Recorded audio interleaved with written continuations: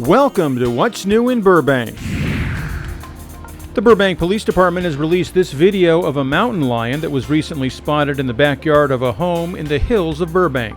The surveillance video shows the animal carrying what appears to be a raccoon. It also shows a tracking collar around its neck.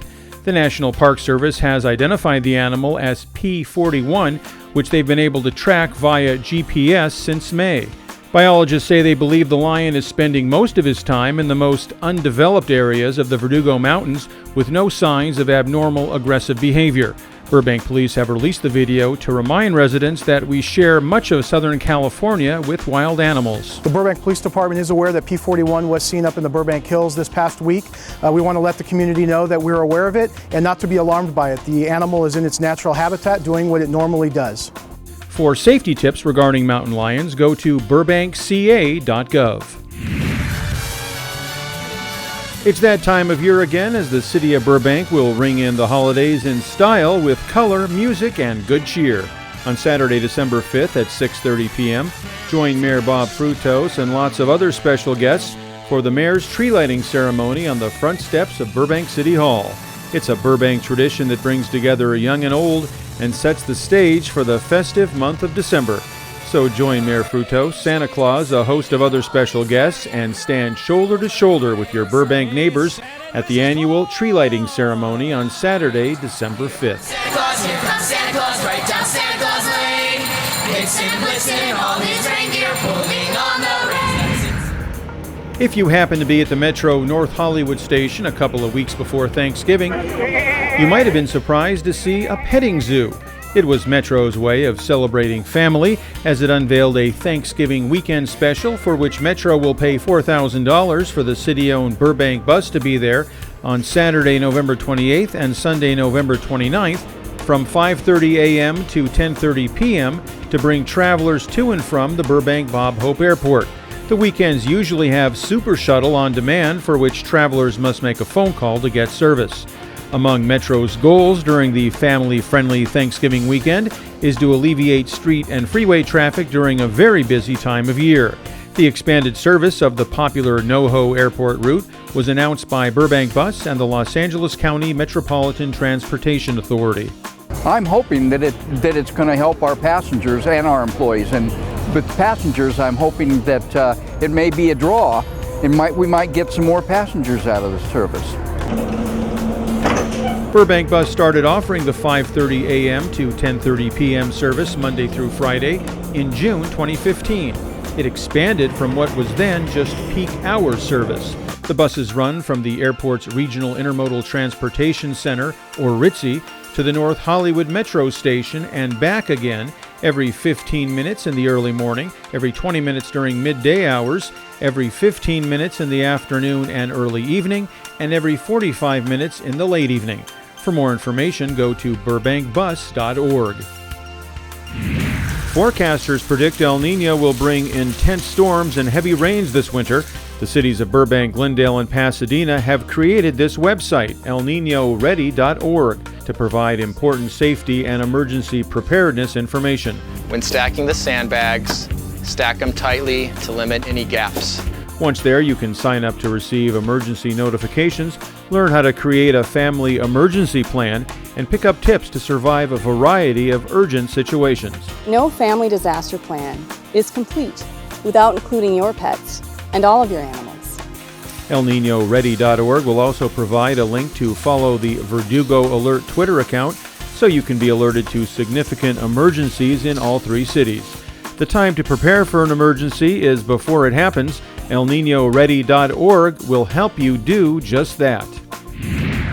The Burbank Civic Pride Committee announced the winners of the first annual Halloween decorating contest at the November 2nd Burbank City Council meeting.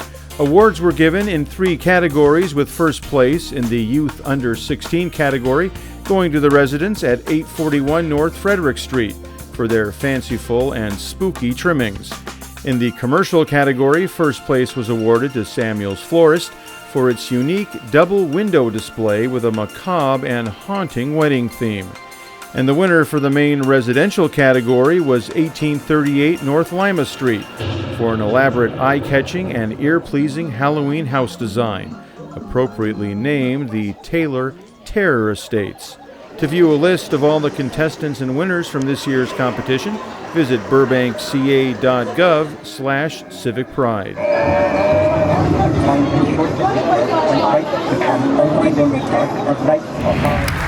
More than 400 people packed the room for this year's State of the City address sponsored by the Burbank Chamber of Commerce. Unfortunately, Mayor Bob Frutos was ill and could not attend, so Vice Mayor Jess Telemontis stepped in and delivered the annual presentation. Vice Mayor Telemontis gave a brief recap of the city's healthy economic outlook and showcased a video that illustrates the drawing power of Burbank. A special guest joined Mayor Frutos on the video to assist in delivering the message. How'd you do that? A little magic of the cinema. In addition, Burbank's business community got a glimpse of the week when Burbank was the host town to the Special Olympics World Games athletes from Botswana and Zimbabwe. You show love that was not in words but in deeds, in action. We love you, Burbank. You can catch the mayor's speech and the video as it replays on the Burbank Channel or watch us anytime on demand on the city's website, burbankca.gov, or on YouTube. Just search for the Burbank Channel. 1, 2, 3. Yay! During the first week of October, the Burbank City Clerk's office began processing passports at Burbank City Hall. Due to downsizing, no more Burbank post offices offer passport services, so the Burbank City Clerk submitted the idea to the Burbank City Council, which approved the proposal earlier this year. On behalf of the entire Burbank City Council. Other than Burbank City Hall, the closest place to go for Burbank residents would be post offices in Glendale, Van Nuys, and Santa Clarita. We have been booked every single day, back to back. Approximately half of those people were Burbank residents. There were a few of them that are actually work in the city of Burbank, and then the rest are coming from our neighboring city. You must call to make an appointment before arriving at the city clerk's office. The passport services are available every 30 minutes between 9 a.m. and 12 noon on weekdays, except on Wednesday when the hours are 1 p.m. to 3 p.m. And coming soon, the ability to book those appointments online. I came here to renew my passport and got stolen last week. So far the process is pretty fast. For appointments and information, you can call the Burbank City Clerk's office at 818-238-5851 or check out the city's website at burbankca.gov, where a link for passport services is clearly visible on the home page. The Colony Theater has announced its 41st season, featuring 5 shows, including a star-powered world premiere. The Colony, located in the Burbank Town Center, has produced award-winning live theater for more than 4 decades.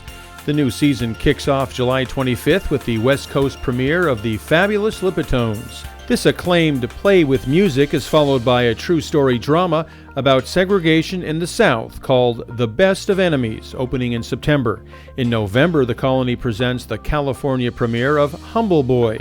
And after the new year, 2 world premieres, the new musical Another Roll of the Dice in February, and in April, legendary actress Patty Duke becomes Mary Lincoln, sharing stories and memories as the wife of Abraham Lincoln. For information on all these plays and how you can purchase season tickets, visit colonytheater.org. I'm Peter Maserlian, and this has been What's New in Burbank.